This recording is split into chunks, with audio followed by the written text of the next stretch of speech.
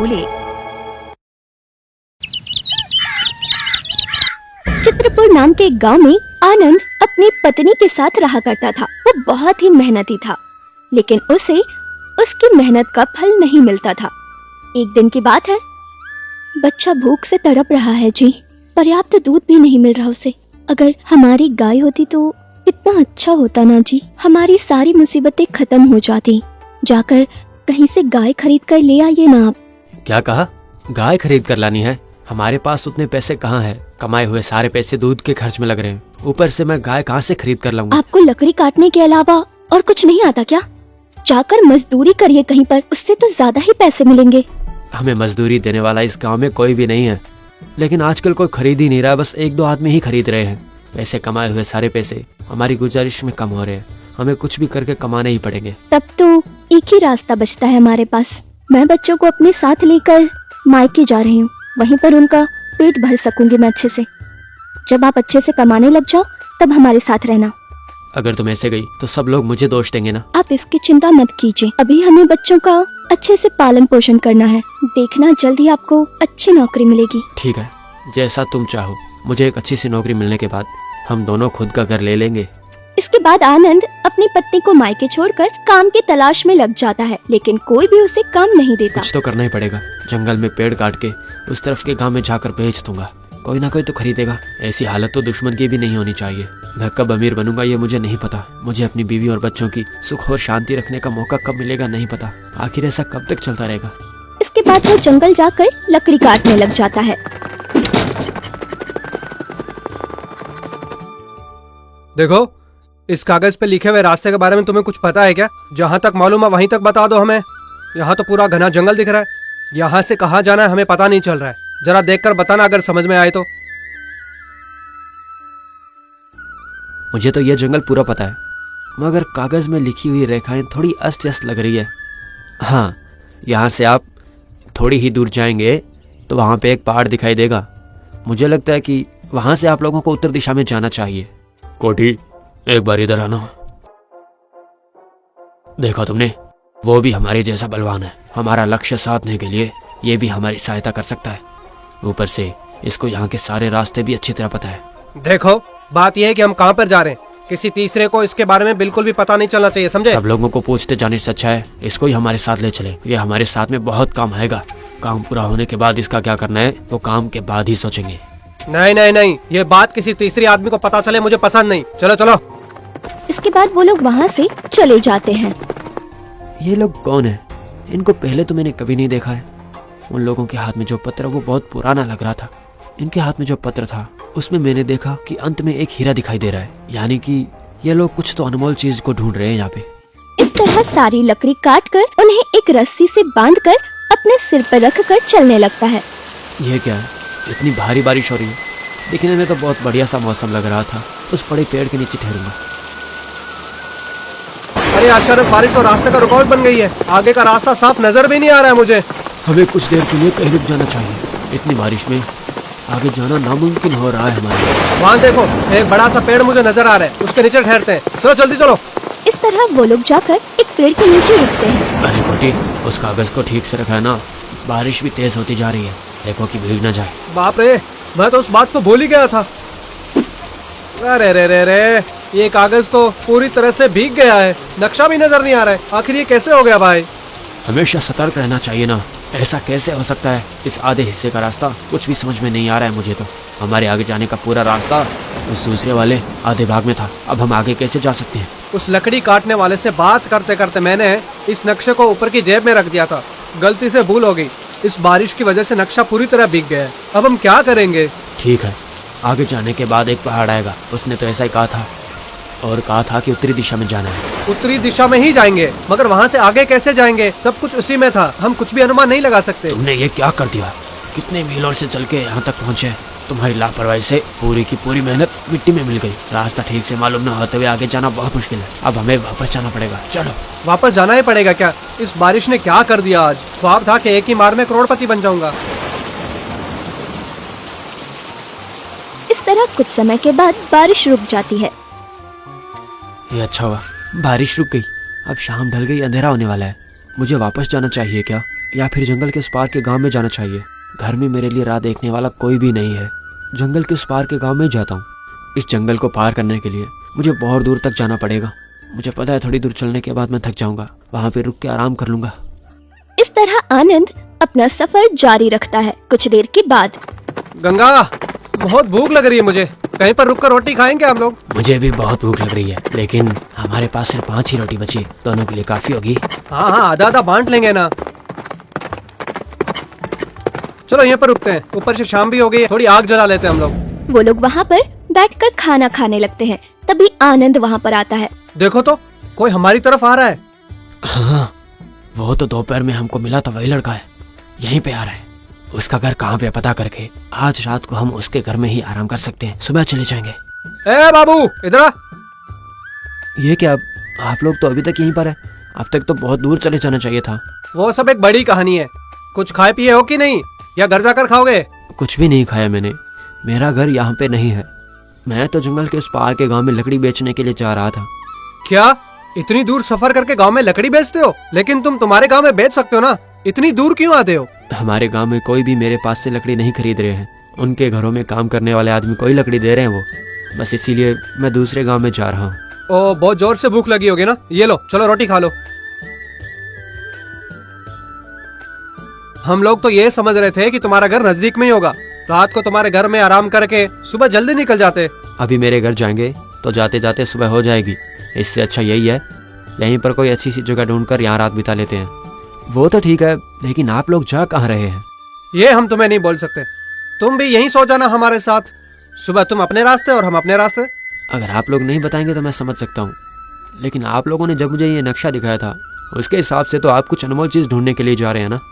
लेकिन आप लोग अब वापस क्यों जाना चाहते हैं? ये क्या, हमने जितना समझा उतना भला नहीं है। हम तो कैसे भी वहाँ तक नहीं पहुँच सकेंगे, और तो और इससे राज भी पता चल गया। हम लोग एक अनमोल चीज़ ढूंढ रहे हैं, वहाँ पे कैसे जाना है उस कागज में लिखा हुआ था, मगर बदनसीबी से वो कागज बारिश में बुरी तरह भीग कर खराब हो गया। ये लो, अब बस इतना ही बचा है। बस इसी कागज की वजह से हम वापस जा रहे हैं। दिखाइए, इसमें तो आधा हिस्सा है। इतनी अनमोल चीज को आपने इतनी आसानी से खराब कैसे कर दिया? इसलिए ही तो हम लोग चिंता कर रहे थे। अब उसके बारे में भूल जाओ तुम, ठीक है, और आराम से सो जाओ। आप लोगों ने जो नक्शा मुझे दिखाया था उस नक्शे के हिसाब से बाकी का रास्ता मुझे अच्छी तरह याद है। इस आधे हिस्से की सहायता से मैं दूसरा आधा हिस्सा बता दूंगा। क्या तुम्हें बाकी का दूसरा हिस्सा याद है? बताओ तो, इसको देख के कैसे जाना है हमें? हाँ, मुझे याद है। आप लोग तो अब तक उस पहाड़ के पास भी नहीं पहुंचे हैं, लेकिन आप लोगों को रास्ता दिखाने से मुझे क्या लाभ होगा?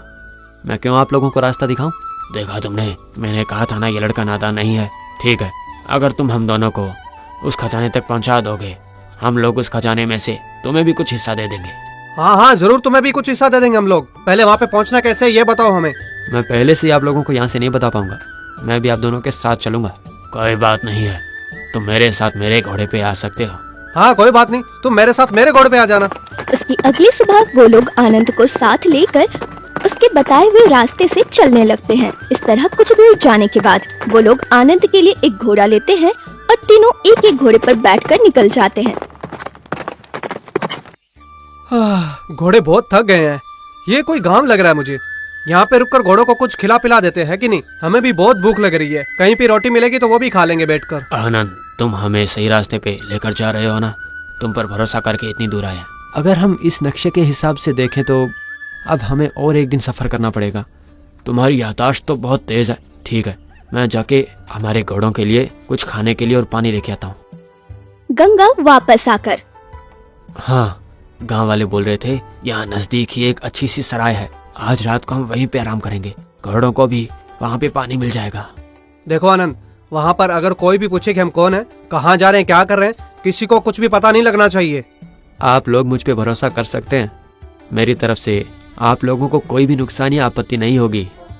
उस रात वो लोग वहीं पर विश्राम करते हैं। अगली सुबह जब वो निकलने लगते हैं तभी वहाँ एक ऋषि आते हैं। आप लोग जहाँ जा रहे हैं वो बहुत खतरनाक सफर है, आपकी जान को खतरा हो सकता है। वो तो ठीक है, आप हो कौन, हम कहाँ पर जा रहे हैं, ये आपको कैसे पता? आप लोग कहाँ जा रहे हैं, कहाँ से आए हैं, ये आनंद आपको कैसे मिल गया, आप लोगों का नक्शा कैसे भीग गया, मुझे सब मालूम है। आप जैसे कई लोग पहले आए थे, खजाने के चक्कर में जान गंवा बैठे, इसलिए आप लोगों को चेतावनी देने आया हूँ। ये बहुत ही खतरनाक काम है। तुरंत आपका निर्णय बदल लीजिए। आप जो पहले की घटनाएं बता रहे हैं वो आप एकदम सही बोल रहे हैं, मैं जानता हूँ। हमारे पास जो खजाने का नक्शा था उसका भी आपने बता ही दिया। आपकी बातों से लग रहा है ये बहुत खतरनाक काम है, फिर भी हम लोग वापस जाने को तैयार नहीं है। चाहे कितना भी मुश्किल हो, हमें वहाँ पहुँचना ही होगा। मुझे आप लोगों को बोलना था, बोल दिया। अब आपकी मर्जी। अगर आप लोग वहाँ पहुँचेंगे तो भी आपको खजाना नहीं मिलेगा। उस खजाने को खोलने के लिए वहाँ पे एक चाबी की जरूरत होगी। वो चाबी हमें कहाँ मिलेगी, क्या आप हमें बता सकते हैं? आप लोगों को उसे ढूंढने की आवश्यकता नहीं है, वही देने के लिए मैं आप लोगों के पास आया हूँ। ये लीजिए, यही वो चाबी है, रख लीजिए। लेकिन एक बात जरूर याद रखना, वहाँ जाना बहुत ही खतरनाक काम है। लेकिन ये चाबी आपके पास कहाँ से आई? आप हमें उस खजाने के बारे में और कुछ बता सकते हैं? वो सब बताना जरूरी नहीं है, आप लोग अपनी कोशिश करके देखो। आप लोगों को इस रास्ते पे जाने के लिए एक नदी को पार करके जाना पड़ेगा। उस नदी को पार करने के बाद एक द्वीप में आ जाएंगे। जो आप ढूंढ रहे हैं वो खजाना उस द्वीप में ही है। मुझे तो बिल्कुल नहीं लगता कि आप वहाँ से जीवित वापस आ पाएंगे। हमें उस खजाने की चाबी देके कुछ समाचार देने के लिए आपका बहुत बहुत धन्यवाद। ऋषिवर बोल रहे थे कि वो बहुत खतरनाक सफर है। अब भी तुम हमारे साथ आना चाहोगे? मैं बिल्कुल साथ आऊंगा। कैसे भी करके हम लोगों को वो खजाना हासिल करना ही है। मैं किसी भी तरह की आपत्ति का सामना करने के लिए तैयार हूँ। तैयार हो जाओ, मुझे लगता है हमें आगे बढ़ना चाहिए। इस तरह वो लोग अपने सफर को आगे बढ़ाते हैं। उन्हें रास्ते में ऋषि के बताए अनुसार एक नदी मिलती है। यही वो नदी है जो ऋषिवर बता रहे थे। यहाँ से अब हमारे घोड़ों का चलना बहुत मुश्किल है। इन घोड़ों को यहीं पर छोड़ के हम लोगों को नदी पार करनी होगी, मगर यहाँ पर तो कोई नाव नहीं है। तो हम पार कैसे करेंगे? तैर के जाने के लिए तो वो बहुत दूर है। हम लोगों को लकड़ियों की एक नाव बनानी पड़ेगी। हम लोग उस नाव से नदी आराम से पार कर पाएंगे। मैं लकड़ियों से नाव बना सकता हूँ। वो देखो उस नदी में, वहाँ तो बहुत सारे मगरमच्छ हैं। अगर गलती से भी नदी में गिर गए तो जिंदा बचना मुश्किल है। हमें सतर्क रहना होगा। यहाँ से सफर बहुत खतरनाक लग रहा है अब मुझे। हमें सतर्क रहना चाहिए। इसके बाद आनंद उन लकड़ियों को जोड़कर एक नाव बनाता है। देखो नाव तैयार हो गई है। अब हमें इस पर चढ़कर जाना होगा। नदी के अंदर ना गिर जाए इसलिए बीच में खड़े रहना। पहले से चाकू हाथ में लेके हम लोग नाव में बैठेंगे। इसके बाद वो लोग सफर पर निकल जाते हैं। सफर के समय उन लोगों को कुछ मगरमच्छ उन लोगों को खाने की कोशिश करने लगते हैं। बाप रे, कैसे भी करके उन मगरमच्छों से बच ही गए। अब और खजाने तक पहुंचने के लिए हमें कितनी मुश्किलों का सामना करना पड़ेगा। यहाँ से जाते वक्त आजू बाजू के परिसर को ठीक से देखते हुए जाना पड़ेगा। किस तरफ कैसा संकट है हम बोल नहीं सकते। वहाँ तक पहुँचने तक ही मुझे इन लोगों से काम है। वहाँ पे पहुँचने के बाद इन लोगों को खत्म करके मैं पूरा खजाना हड़प लूंगा। वहाँ पे जाने के बाद इन लोगों को खत्म करके मैं उस खजाने को हड़प लूंगा। इन लोगों को उस खजाने में से हिस्सा भी नहीं दूंगा। कैसे भी करके उस खजाने से कुछ हिस्सा मिल जाएगा तो मेरे सारे के सारे कष्ट दूर हो जाएंगे। तब मैं अपनी बीवी और बच्चों को घर ले जाकर एक अच्छा सा घर बनाकर सुकून से जी सकूंगा। इस तरह आगे चलते हुए गंगा एक कीचड़ में फंस जाता है। ये तो बहुत बड़ा कीचड़ का जाल बना है। मैं तो इसे देख भी नहीं पाया था। मेरा शरीर इसमें फंसता जा रहा है। मुझे बाहर निकालो। घबराना मत दोस्त, ये लो इस लकड़ी को छट से पकड़ लो, जल्दी वैसे ही पकड़े रहना, ठीक है? भाई तुम्हें चोट तो नहीं लगी ना? मुझे चोट नहीं लगी है। वहाँ पर पूरे पत्ते बिछाए थे इसलिए मैं उनको पहचान ही नहीं पाया था। बहुत होशियार रहना, ऐसे जाल कहीं भी बिछे हो सकते हैं। देखो तो वहाँ पे एक छोटा सा पहाड़ दिख रहा है। उस नक्शे के हिसाब से हमें उस पहाड़ को पार करके दूसरी तरफ जाना है। यानी कि हम लोग ठीक रास्ते से जा रहे हैं ना? और कितनी दूर होगी वो जगह यहाँ से? हम लोग तो उस खजाने के बहुत नजदीक हैं। कुछ ही देर में हम लोग वहाँ पे पहुँच जाएंगे। पहाड़ को पार करने के बाद इन दोनों को खत्म करके अगर चाबी ले ली तो सारा खजाना मेरा होगा। इसके बाद वो लोग उस पहाड़ पर चढ़ते हैं। अचानक बहुत सारे सांप उन पर वार करने लगते हैं। अरे ये सांप तो बहुत जहरीले हैं। अगर इन्होंने हमें डस लिया तो हमारा जिंदा रहना नामुमकिन है। वो लोग सांप से बचने के लिए इधर उधर भागने लगते हैं। तभी एक सांप गंगा को काट लेता है और वो नीचे जमीन पर गिर जाता है।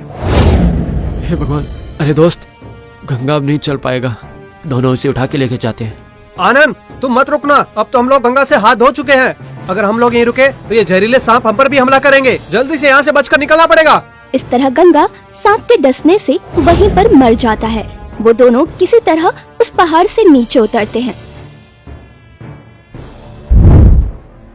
इस तरह वो लोग कई मुश्किलों का सामना करते हुए आखिरकार उस खजाने तक पहुंच ही जाते हैं।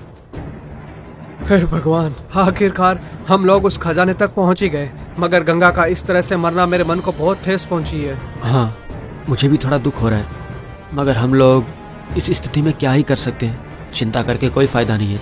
देखो, चाबी तुम्हारे पास है ना, जाओ दरवाजा खोल दो। गंगा तो अभी भी मर गया है, बाकी बचा आनंद। अगर मैं इसको खत्म कर दूंगा तो इतने बड़े खजाने को घर तक पहुंचाना मुश्किल होगा मेरे लिए। यहाँ से निकलने के बाद आनंद को भी मैं खत्म कर दूंगा। तुम यहीं पर रुको, मैं जाके खजाने का दरवाजा खोलूंगा। इस तरह आनंद को वहीं पर खड़ा करके वो चाबी लेकर बगल के खजाने का दरवाजा खोलने लगता है।